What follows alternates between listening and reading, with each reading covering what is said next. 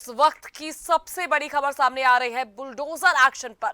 Supreme court का supreme फैसला आ गया है। जी हां, बुलडोजर एक्शन को लेकर जो याचिका दायर की गई थी, जिस पर लंबे वक्त से इंतजार चल रहा था सुप्रीम कोर्ट क्या फैसला सुनाएगा। तो लेमा हिंद की तरफ से दाखिल की गई याचिका पर तो सुप्रीम कोर्ट का सुप्रीम फैसला आ गया है। अवैध तरीके से घर तोड़ा तो मुआवजा मिले, सुप्रीम कोर्ट ने कहा। उन्होंने कहा घर सपना है, कभी ना टूटे। हर परिवार का सपना होता है एक घर हो। अपराध की सजा घर को तोड़ना नहीं, सुप्रीम कोर्ट ने सीधे तौर पर कहा, यानी कि किसी भी अपराध की सजा घर तोड़ना नहीं हो सकता।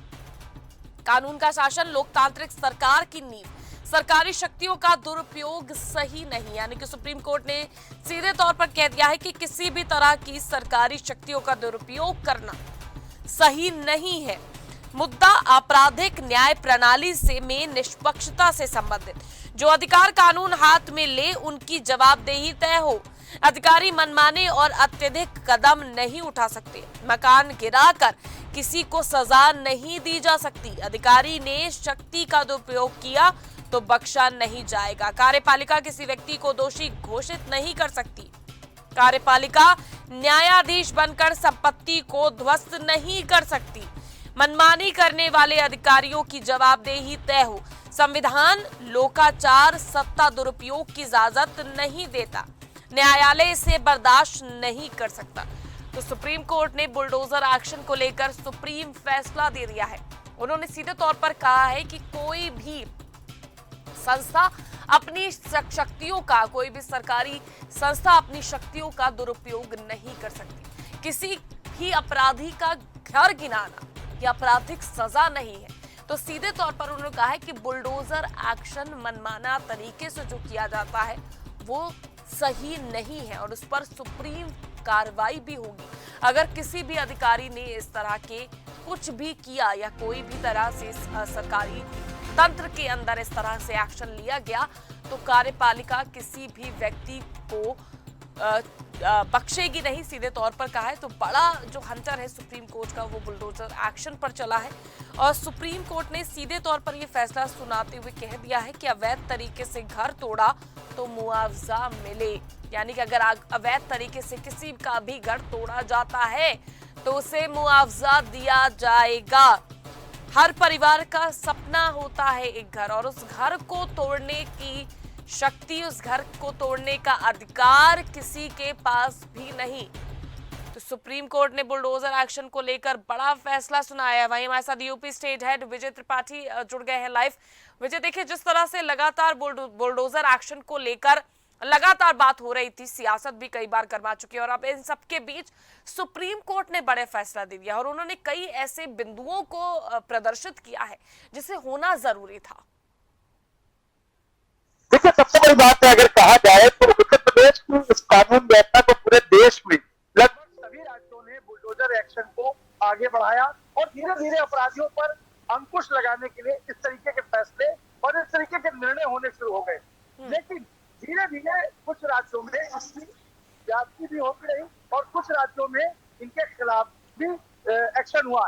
लेकिन सरकार ये चाहती थी कि अगर कोई भी एक्शन हो रहा है तो उसमें नियम का पालन किया जाए और सरकार उसी पैटर्न पर चल रही थी और घर सिर्फ अपराधियों के गिराए जा रहे थे और जो भी इस तरीके के अपराधी चर्चा में आते थे, बड़े बड़े काउंटर्स में ढेर होने के बाद भी ऐसे जो वांछित अभियुक्त होते थे उन्हीं के खिलाफ केवल इस तरीके की कार्रवाइयां होती थी और उन्हीं के अपराधियों के घर गिराए जाते थे।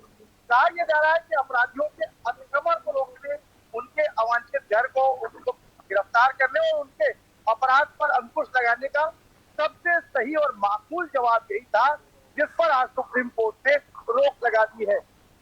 साफ कहा है कि अगर घर किसी अपने का होता है और अपराधियों की जो सजा है वो पूरे परिवार को नहीं दी जा सकती और जो अफसर, जो यूपी के और जो अन्य राज्यों के ऐसे अफसरों को भी टारगेट किया है सुप्रीम कोर्ट में, जिसमें साफ कहा गया है कि अफसर मनमानी नहीं कर सकते और अपने मन की करने के साथ साथ किसी का घर नहीं गिरा सकते, क्योंकि घर बड़े ही सपनों से बनता है, बड़ी उम्मीदों से बनता है और उन घरों को गिराना किसी भी अधिकारी और किसी भी सरकारों के लिए उचित नहीं है। और सरकारें जज न बने, जज को सुप्रीम कोर्ट या कोर्ट की न्यायिक प्रक्रिया से ही गुजरने दें और उसके बाद ही किसी कार्रवाई पर आगे बढ़े। यानी सरकार की मंशा जो साफ दिख रही थी कि अपराधियों को किसी भी तरह रोका जाए, उस जी पर सुप्रीम रोक लग गई है और सुप्रीम कोर्ट ने माना है कि अवैध अतिक्रमण को विधिवत तरीके से विधिक और न्यायिक प्रक्रिया के तौर से गुजरते हुए जब दोषी माना जाए उसके बाद ही कोई कार्रवाई की जाए, उससे पहले कोई कार्रवाई न की जाए।